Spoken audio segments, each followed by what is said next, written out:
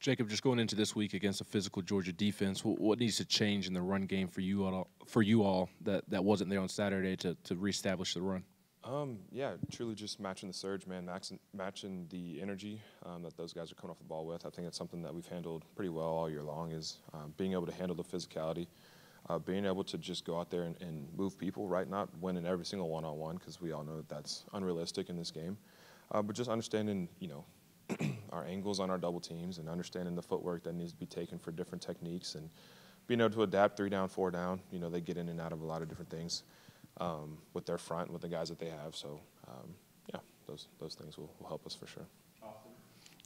Jacob, your career is dwindling down. You got 2 home games left. Mm-hmm. Is there as an older guy, as a 6th-year guy, is there urgency to maybe I'm not say not be yourself, but at the same time push everybody, knowing that hey, these are my last 2 shots inside Neyland? For sure. Yeah, I think if you if you go about your business the right way and you handle things and you treat people the right way, I think that people naturally kind of feel that. I think that people want the best for me, for other guys in my position and the older guys on the team, the guys that are not going to be here next year. I think that, especially in my room, they're definitely, not that they do anything special or do anything different, but there is a level of urgency that you kind of want to have for those guys that are leaving the program. So yeah, I think for myself as well is you kind of got to capitalize on these next 2 weeks just because I'm not going to be able to play on that grass, after this year. So why not go out, the best I can. Mike, yeah, Jacob, I know you guys don't pay a whole lot of attention to social media, but Knoxville, football's kind of inescapable. Sure. I feel like guys are maybe prematurely writing you guys off. I mean, you guys were beating Alabama and Tuscaloosa by 2 touchdowns 3 weeks ago. I mean, how do you feel rolling into an opportunity game like this? Man, truly every single week, all that matters is this week, right? And I think that the guys within this program have done a really good job of understanding that, it doesn't, really matter what's being said on the outside. I've said it before, right? We don't care what people say about us, and I've recently had talks with a lot of my people and stuff, and like we do care what people think, right? We do care about. People think of us as players. People think of us as just people.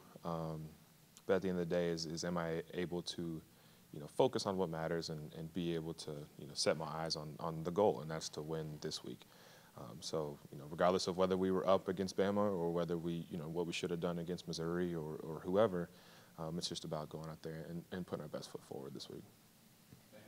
After Brew went down, you talked about how it was on you and the rest of the tight ends group to kind of take some of that responsibility. Now, unfortunately, Dante out for the season, Coach just announced. How does that affect the offense, especially the passing game?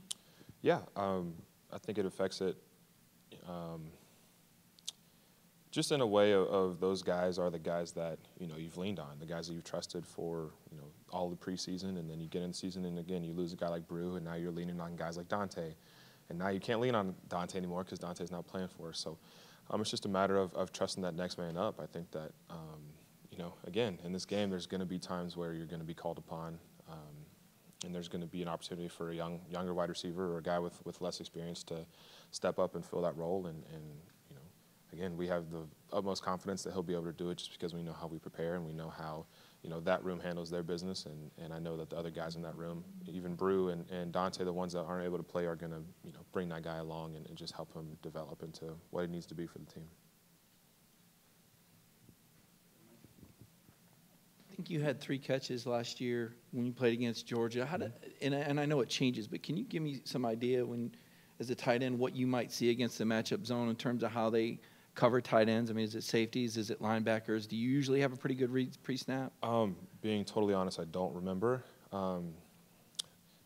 Again, each week, super individual. So, starting today, I'll go in and watch the film, and we'll see how they guard us. We'll see how they've guarded tight ends in the past that are similar to, our skill level and our skill set and kind of the routes that we run and the different things. And it'll just be a matter of, watching the film and being able to understand my opponent better than he knows me and hopefully get the opportunities to go out there and make plays.